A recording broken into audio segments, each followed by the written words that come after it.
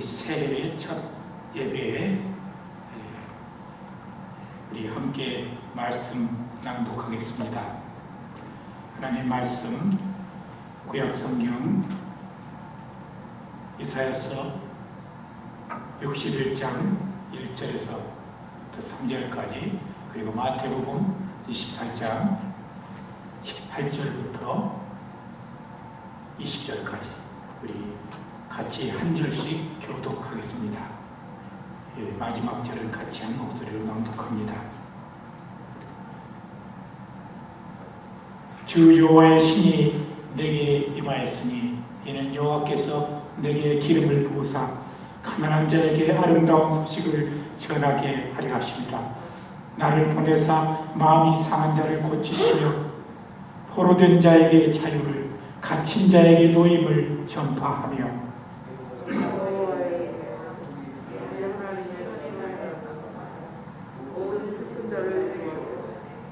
무릇 시온에서 슬퍼하는 자에게 화관을 주여 그 죄를 대신하여 희락의 기쁨으로 그 슬픔을 대신하여 찬송의 옷으로 그 근심을 대신하고 그들로 의의 나무 곧 여호와의 심으신 바 그 영광을 나타낼 자라 일컬음을 얻게 하심이니라. 아멘.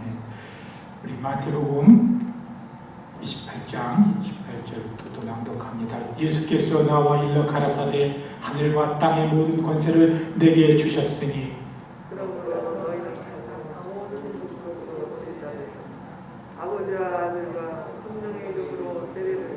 같이 내가 너희에게 분부한 모든 것을 가르쳐 지키게 하라. 볼지어다 내가 세상 끝날까지 너희와 항상 함께 있으리라.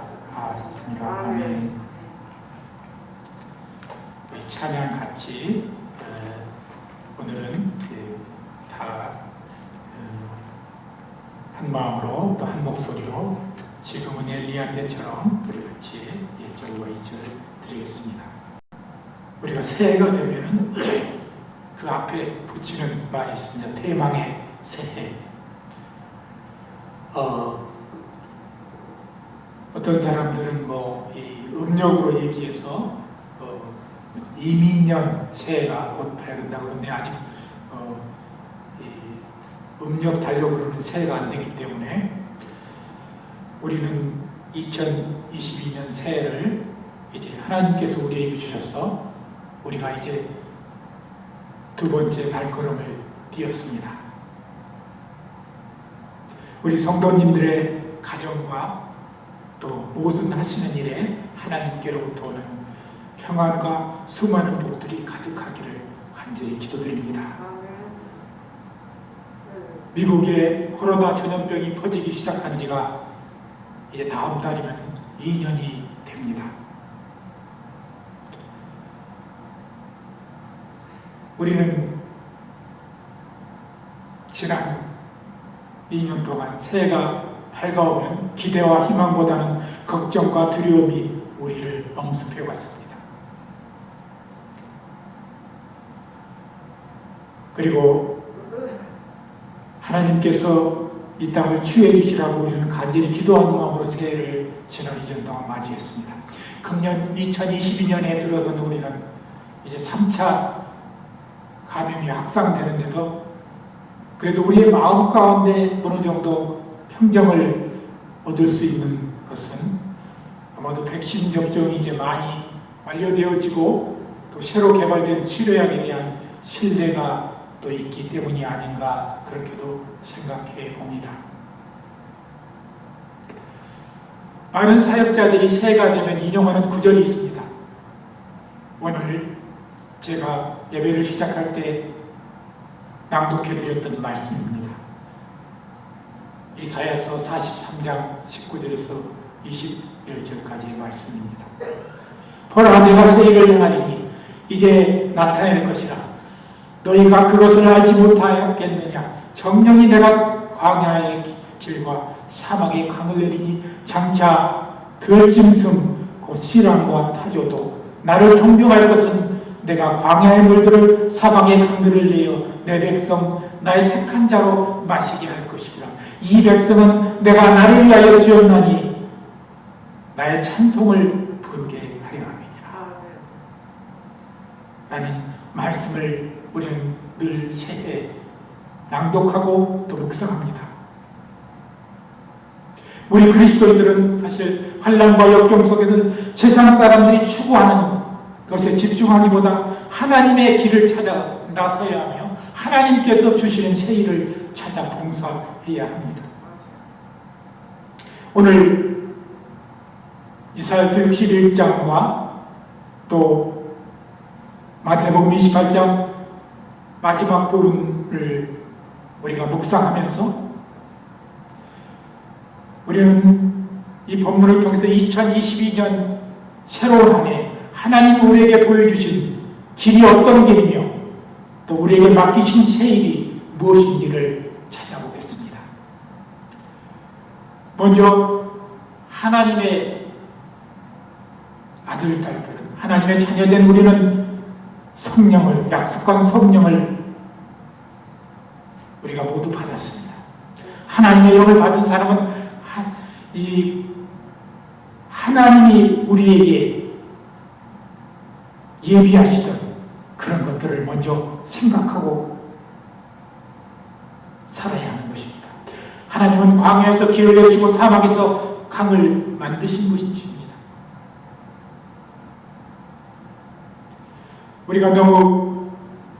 우리가 걸었던 길에서 정전이 되었는데 제가 소리를 좀 크게 하겠습니다.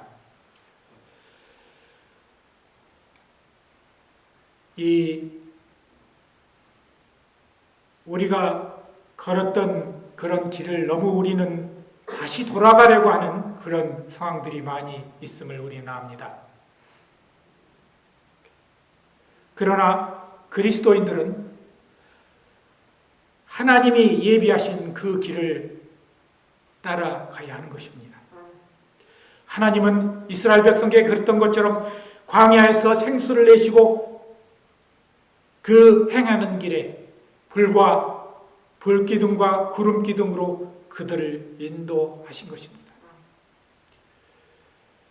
우리는 인류가 역사상 경험해보지 못한 가장 커다란 역병에 우리는 시달리고 있습니다. 그래서 이제 코로나 사태에 의해 교회 예배나 사역이 광야의 교회 같은 그런 형태가 되어야 한다는 주장들이 목회자들 사이에 제기되고 있습니다. 어느 교회 웹사이트에 들어가 보니까 이제 새로운 교회 사역의 명칭을 에레모스 교회라 이렇게 평했습니다. 이 헬라어로 광야를 에레모스라 그렇게 말합니다. 지금 모든 교회는 코로나 이전 시과 같이 예배를 드린다는 것이 사실상 힘들게 되었습니다. 그래서 우리는 이제 그 옛날 광야에서 모세가 성막을 짓고 성례 예식을 하던 모습을 상상해 보아야 합니다. 사실 그 성막은 물론 한 25m 둘레가 되지만은 그것은 울타리에 불과하고 실질적인 그 성소는 한 15m 정도밖에 되지 않습니다. 그리고 거기다가 지성소는 더욱 작습니다. 그렇기 때문에 이스라엘 백성들이 그 성막의 울타리 밖에 다 서야 했습니다. 오직 모세와 아론 그리고 그 자녀들만이 그곳에 들어갈 수 있었던 것입니다. 영어로 그것을 타버나클이라고 얘기하는데 오늘 우리 시대에는 이제 이 타버나클에서 예배를 드리는 그런 형태를 다시 갖춰야 한다는 것입니다. 우리가 말하기를 이 세상은 광야와 같다고 얘기합니다.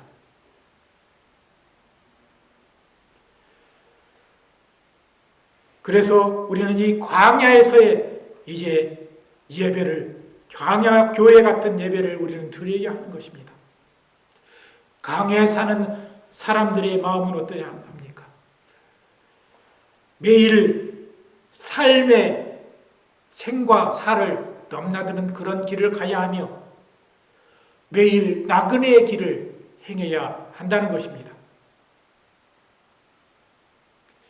그리고 절대자를 숭배하지 않으면 안 되는 그런 마음이 됩니다. 그들은 자연에 의해서 죄 때문에 목숨을 잃어야 하며 신이 공급해 주시지 않은 양식을, 신이 공급해 주는 양식을 갈망해야 할 때도 있는 것입니다. 이스라엘 백성이 그랬습니다. 하나님이 공급해 주시는 양식이 아니면 그들은 40년 동안 광야에서 살 수가 없었던 것입니다. 이제 우리 이 시대를 사는 우리도 정말 갈급한 심령으로 하나님께 간구하며 우리 삶을 살아야 하는 것입니다. 하나님의 임재를 기다려야 한다는 것입니다. 이스라엘 백성이 구름이 자욱한 성막 위에 내리신 하나님의 영광을 보면서 하나님을 찬양하고 그들이 하나님의 영광을 보면서 하나님의 임재를 또한 느꼈던 것처럼 우리도 이제는 비록 교회가 아니다 할지라도 교회를 바라보며 하나님의 임재를 느끼며 우리가 서신 곳에서 예배를 드려야 한다는 것입니다. 두 번째, 하나님의 역을 받을 사람은 공동체의 개념이 분명해야 한다는 것입니다. 그리고 또한 우리 이 공동체가 세상으로부터 불러내음을 받은, 하나님으로부터 세상으로부터 불러내음을 받은 그런 공동체라는 사실을 깨달아야 한다는 것입니다. 에클레시아, 우리는 교회를 에클레시아라고 표현합니다. 이 뜻은 뭐냐 그러면 밖에서 불러내었다, 따로 분리해서 불러내었다는 그런 뜻입니다. 이 구약에 기름 붓는다는 그런 말이 나옵니다. 사실 이 말이 바로 구별되어 하나님께서로부터 세상으로부터 하나님의 부름을 받아 구별되어 사는 삶을 말하는 것입니다. 히브리 말로 메시아, 헬라 말로 그리스도는 바로 이 기름 부음을 받은 자라는 뜻입니다. 구약의 기름 부음을 받은 자는 왕, 제사장 그리고 선지자였습니다. 종교개혁자 마틴 루터가 개혁의 모토로 가장 크게 삼은 것 중에 하나가 바로 만인 제사장설입니다. 그러므로 우리 모든 성들은 각자가 하나님 앞에 자기 삶에서 제사를 드려야 한다는 것입니다. 그래서 우리는 구별되는 삶을 살아야 하는 것입니다. 여러분들이 이 교회, 오늘 우리 교회당 앞에 대부분 오면은 이쪽에도 하나 있는데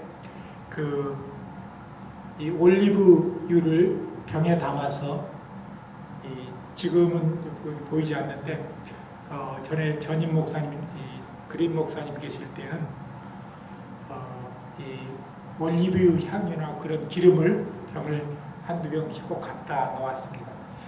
이것은 무엇 때문에 쓰시냐면은 목사님께서 성도들을 위해서 이렇게 합심해서 기도할 때, 안수하거나 기도할 때 꼭 기름을 손에 바르신 다음에 그 손이나 몸에 얹고 기도하시는 모습을 보았습니다. 사실 우리 모두는 이제 하나님 앞에 기름 부음을 받은 자들입니다.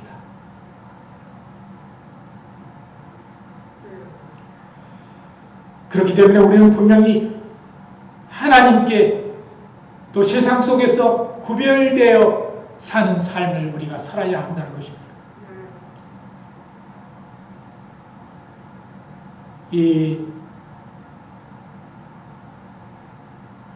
제가 조금 예화를 하나 들고 말씀을 계속하겠는데, 한국의 중견 연예인 중에 젊은 시절에 사역자가 하다가 지금은 완전히 세상의 풍속에 젖어 사는 연예인이 한 사람이 있습니다. 제가 이름을 언급하면 금방 여러분들이 아실 것이면 실제 이름은 언급하지 않겠습니다. 이 사람이 방송에 어느 날 나와 자기네 과거사를 실토하면서 얘기를 하는데, 저는 그 사람이 하는 얘기 중에서 그 사람이 타락에 결정적으로 역할을 한 두 가지의 그의 옛날 습관이 있었다는 것을 깨달았습니다. 그는 또한 이 옛날 습관을 버리지 못했습니다. 그가 이 습관을 끊을 수 없기 때문에 그는 이혼해야 되겠고, 그리고 하나님의 사역자로서의 모든 직을 다 그만두어야 됐고, 세상의 그런 풍속에 따라 연예인을 계속 가야 했던 것 같습니다. 세상 사람과 구별된 삶을 그리스도인으로 살지 못했기 때문에 그는 주님과 멀어질 수밖에 없었습니다. 우리 성도는 세상과 단절해서 살 수는 없지만 분명히 세상 사람과 구별되어 사는 삶을 살아야 합니다. 우리는 분명히 separate from the world 또는 isolate from the world, 세상을 우리가 완전히 단절되어 살 수는 없지만, 그러나 우리는 세상 사람들이 사는 삶의 모습과 구별되어 살아야 한다는 것입니다. 오늘날 한국이나 미국의 한인교회, 미국 교회도 그렇습니다. 세상의 모든 하는 반그리스도적인 습관들이 교회 안에 자리 잡고 있습니다. 교회 성도들과 세상 사람들의 구별점이 희박해져가는 이 시대에 우리는 분명 하나님으로부터 기름 부음을 받아 구별된 삶을 살기를 원하는 것입니다. 세 번째, 하나님의 영을 받은 사람은 세상을 치유하는 사람이 되어야 합니다.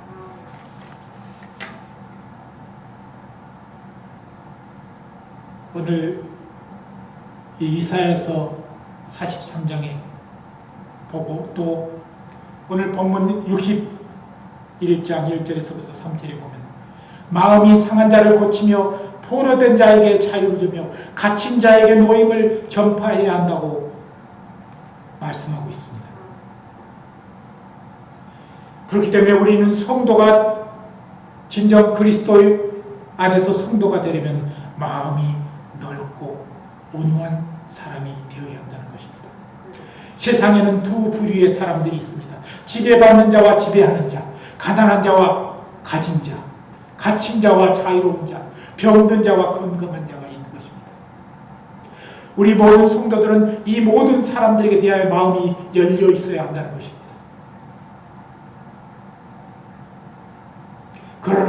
그런데 그 중에 특별히 우리 성도가 특별히 관심을 더 가지고 보살펴 주어야 하는 부류가 바로 사람들로부터 억압받고 상처받은 자들이어야 하는 것입니다. 이 이사야서 43장 20절에 보니까 승냥이와 타조라는 말이 나옵니다. 하나님이 펼쳐드린 세계는 이리와 같은 공격적인 동물들이 사는 곳이고, 또 타조와 같은 사람에게 유익을 주는 그 동물들이 융합해서 사는 곳이 되어야 하는 것입니다. 많은 사람들은, 그리스도인들은 우리끼리 많이 얘기하는 사람이 있어요. 그러나 분명한 사실은 하나님의 백성, 이스라엘 백성이 그랬던 것처럼 그 백성 안에는 가진 자와 똑똑한 자와 못난 자가 있었고, 또 건강한 자가 불쌍한 자가 있었습니다. 그들이 광야를 거닐고 가나안 복지를 향해서 가기 위해서는 이 모든 사람들이 융합해서 합심해서 길을 가야 했습니다. 어느 누구도 나고자가 되어서는 아니 됩니다. 그렇기 때문에 우리 성도들은 가난한 자를 돌보고 억눌린 자에게 상처받은 자를 싸매어주는 그런 성도들이 되어야 한다는 것입니다. 하나님의 치유만 바라지 말고 우리가 먼저 치유하는 마음을 가져야 한다는 사실인 것입니다. 새해가 되면 많은 사람들이 한국에서나 미국에서 이 새해 좋은 기운을 받기 위해 높은 산에 오르거나 바닷가에 나가서 새해 첫 해가 뜨는 그 광경을 보고 기 또는 이 기운을 받기를 원합니다. 올해는 이 코로나 사태가 심해져서 한국에도 그런 광경을 많은 사람들이 보지 못했는데, 우리는 이제 새해가 되면 하나님께로부터 선하고 아름답고 규모긍휼한 선을 우리는 받아야 합니다. 그래서 억압받고 상처받는 자들에게, 그들에게 우리의 아름다운 선을 베풀어야 하는 것입니다. 언제부터인가 교인들이 세상을 지나치게 판단하고 멸시하는 모습들을 보여왔습니다. 사회에 긍정적인 에너지를 주어야 하는데 오히려 그들에게 부정적인 길을 주고 나쁜 영향을 주는 모습들을 보면서 우리는 가슴 아파했습니다. 빌립보서 2장 3절 7절에 아무 일에든지 다툼이나 허용으로 하지 말고 오직 겸손한 마음으로 각각 자기보다 남을 낮게 여기고 각각 자기 일을 돌아볼 뿐더러 또한 각각 다른 사람들의 일을 돌아보아 나의 기쁨을 충만케 하라고 했습니다. 예수께서 마지막 제자들에게 승천하시기 전 남기신 부탁의 말씀이 바로 오늘 마태복음 본문 말씀입니다. 그러므로 너희는 가서 모든 족속으로 제자를 삼아 아버지와 아들과 성령의 이름으로 세례를 주고 내가 너희에게 분부한 모든 것을 가르쳐 지키게 하라. 그리하면 내가 세상 끝날까지 너희와 항상 함께 있으리라고 약속하신 것입니다. 이 본문 중에 가장 우리가 이 세례를 통해서 되새겨야 할 부분의 말씀이 있습니다. 내가 너희에게 분부한 모든 것을 가르치고 또한 지키게 하라고 하는 것입니다. 우리는 여태까지 예수님의 첫 번째 부탁, 성령의 이름으로 세례주고 교인 많이 만들고 그래서 교회를 양적으로 키우는 그것만 생각해 왔습니다. 이제는 그들을 가르쳐서 그 말씀대로 지키게 해야 합니다. 그래야만 진정함으로 진정 주님이 우리와 함께 하시는 것입니다. 자기가 마치 성령을 뜨겁게 받다 해서 주님이 그곳으로 자기가 주님이 함께 하신다고 착각하는 사람들이 너무 많이 있습니다. 그들과 가르치고 지키게 하고 그들과 한 몸이 되었을 때 비로소 주님은 우리와 함께 하시는 것입니다.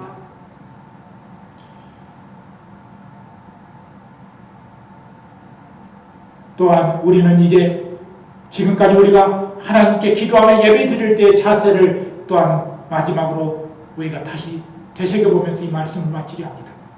대개 우리는 기도할 때 일방통행의 기도를 했습니다. 하나님께 그저 부르짖고 외치고 애통하고 그리고 기도가 끝나면 얼른 일어나 기도의 장소를 떠나는 습관들이 우리는 너무나 많았습니다. 우리는 대개 우리가 기도할 때 우리가 대화의 주관자였습니다. 하나님의 음성을 들을 시간이 없었던 것입니다. 이제 이 코로나 시기 후에 어떤 목사님이 그런 말씀을 하셨습니다. 이제는 우리가 하나님의 음성을 듣고 하나님을 기다리는 Wait on the Lord의 시간이라고 했습니다. 지금 우리가 하나님의 음성을 이제는 기다릴 때입니다. 커다란 무리를 지어서 휘황찬란하고 웅장하게 예배를 드리는 그때보다 이제는 하나님의 음성을 듣는 그때가 되어야 합니다. 미국에서 이 기존 교회 예배 형태와 가장 다르면서도 이단으로 취급받지 않고 정식 교단으로 취급받는 인정받는 교단이 있습니다. 그들이 바로 퀘이커 교도들입니다. 지금 펜실베니아를 쇠했던 그런 윌리엄 펜을 비롯한 퀘이커 교도들입니다.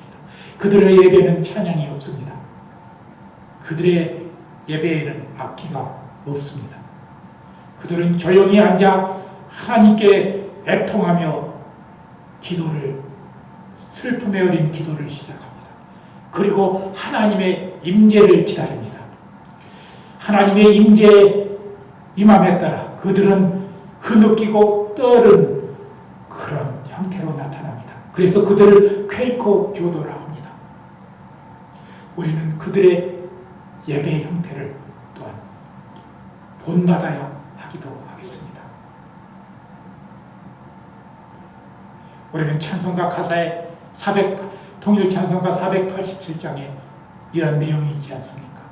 주 예수께 조용히 나가 내 짐을 내려놓고 내 마음을 쏟아놓으라. 그 은밀히 보시는 주님이 큰 은혜를 베푸실 것이다 라고 우리에게 약속하고 있는 것입니다. 이제 새해에는 또한 우리가 바꾸어야 할 마음의 자세가 있습니다. 우리 그리스도인들, 특별히 연세가 드시는 분일수록 이 새 것에 대한 두려움이 너무 많습니다. 자기가 배워야 되고 바꿔야 되기 때문이라고 생각하는 것 같습니다.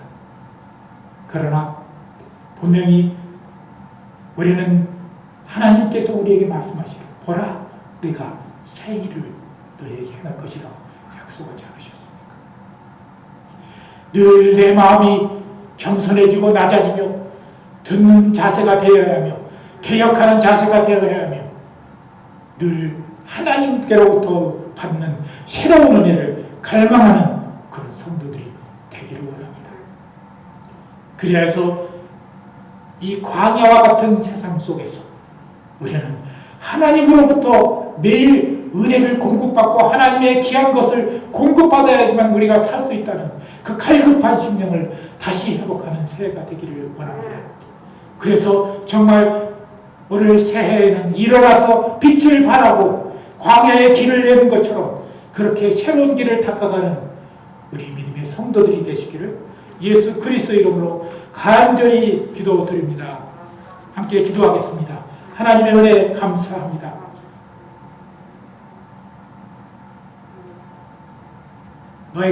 내가 내게 명한 것이 아니냐.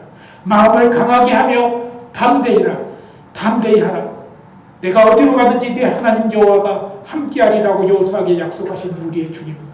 오늘 2022년 새해를 맞이하는 저희 성도들이 담대함으로 주님께서 베푸시는 그 새 일을 보게 하여 주시고 새 길을 걷게 하시고 새 소망을 갖도록 하나님께서 붙들어 주시옵소서. 감사드리며 예수님의 이름으로 간절히 기도드리옵나이다. 아멘.